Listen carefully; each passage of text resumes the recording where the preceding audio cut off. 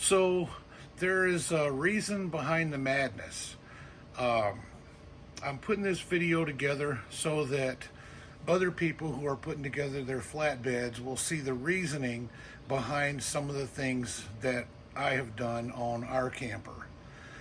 First of all, this area up here probably looks goofy as heck to most people, but there's a reason behind all of this stuff.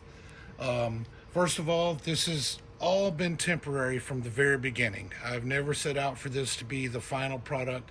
We put this together hastily, but with a lot of thought, and the intention was to always be to replace these steel doors with aluminum, and I'll show you more about that in a second.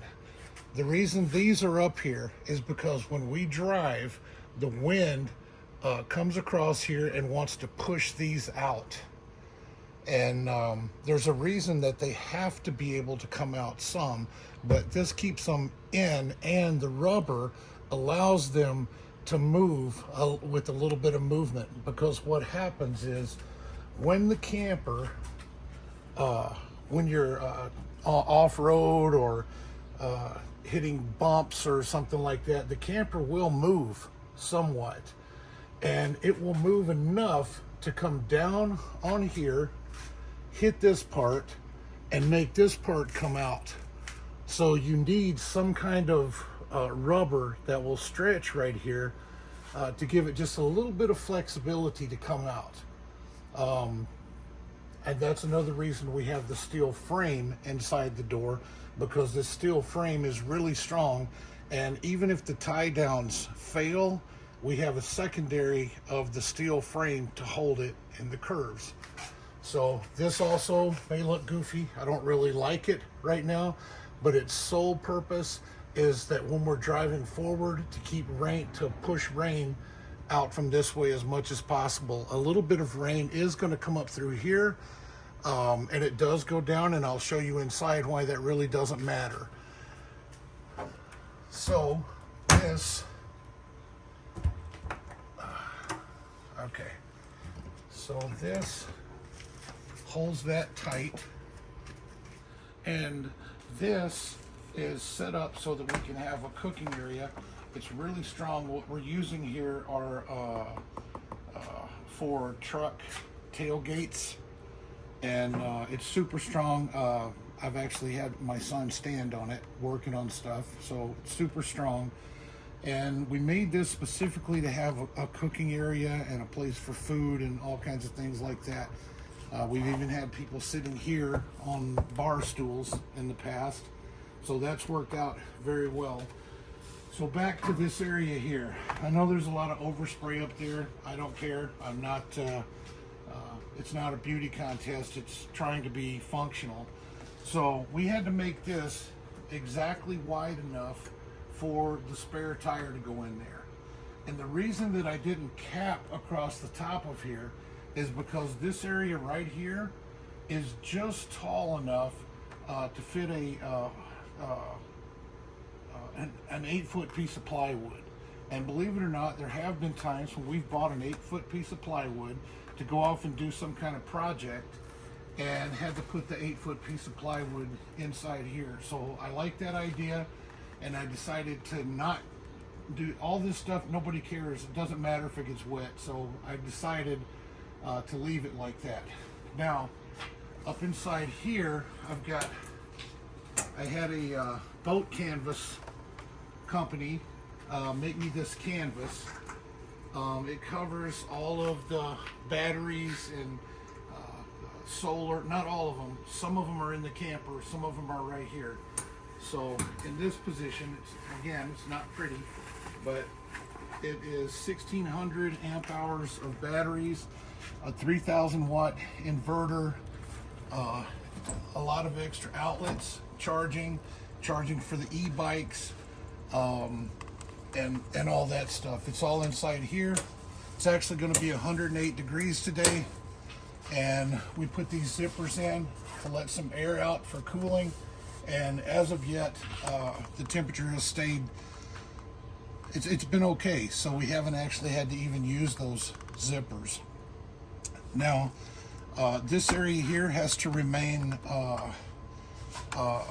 open to be able to get the tire out. So if anything that I end up putting in this area is just going to be temporary that I can pull out quickly.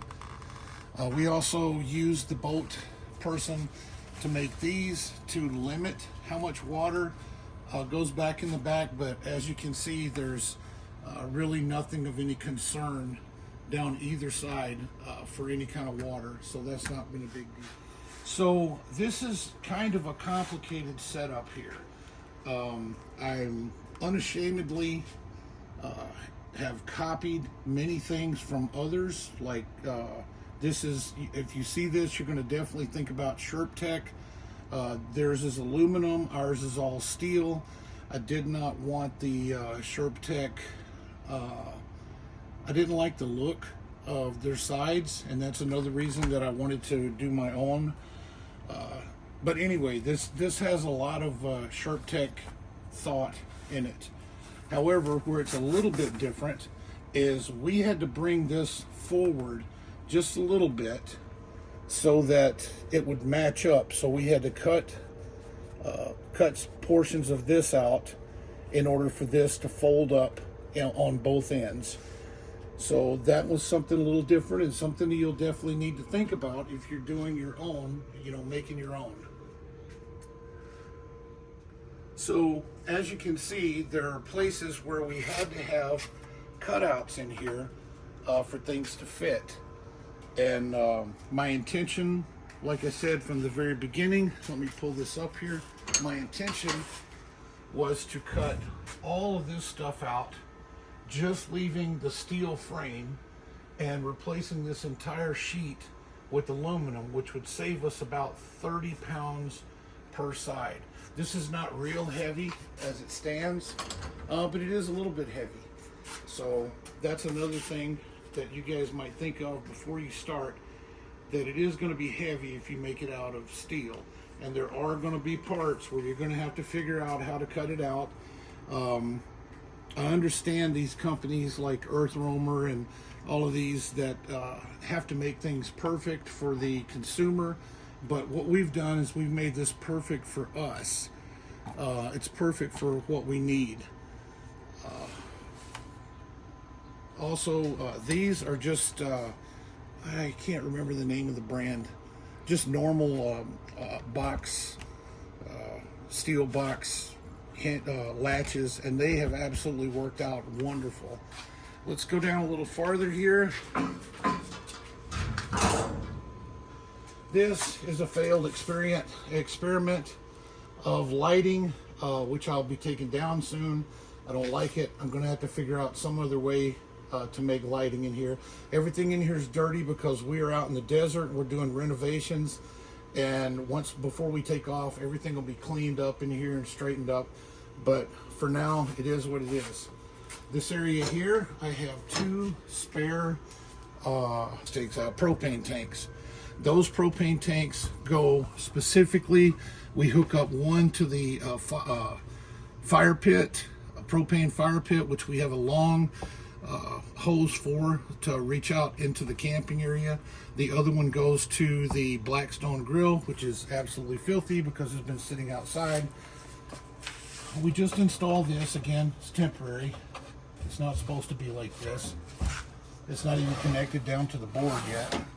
But this is just to pull out and cook in this area.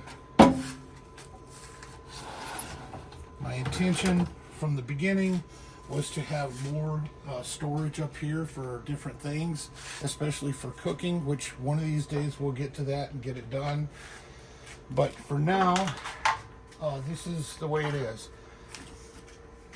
So again, these truck, what I found first, I tried chains. They're noisy, and then we tried chains wrapped in plastic, and they didn't fold in right. And then we tried thinner cables like this, but these seem to want to fold up and out of the way so that you don't have to fiddle with them so much when you're trying to close the door. Now let me close up and show some things. Okay, so when this is closed up, like I said, we do have some air that comes in here and eventually makes it down through the back. I wanted to put something to fill this gap right here. I don't know if I'm going to do that or not. I may put another piece of rubber in there or something. However, that does let that excess air come out through here when you're driving, so that it's not building up pressure inside here and pushing out on the doors. We haven't had that problem, but I do know that that happens. So I don't know if I'm going to put a rubber flap in there to let some air out or what I'm going to do. But for now, this is what we have going. Lastly, the choice of coating on this. So this is all Plastidip. It took, I think, 5 to 8 coats. It does get dirty with fingerprints and things like that, which is not a big deal. It's going to get dirty anyway. But we have gone 2 years and just beat the daylights out of this stuff with trees hitting it and everything else. And finally, the other day, after actually a little over 2 years, I decided to go ahead and respray the whole thing. It took 1 hour.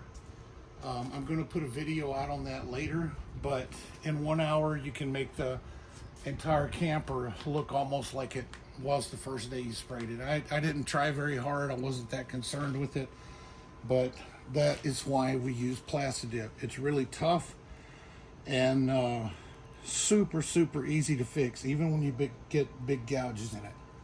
So anyway, that's why we designed this the way it is, and I'm hoping that it may help somebody else. Anyway, let me know if you have any questions.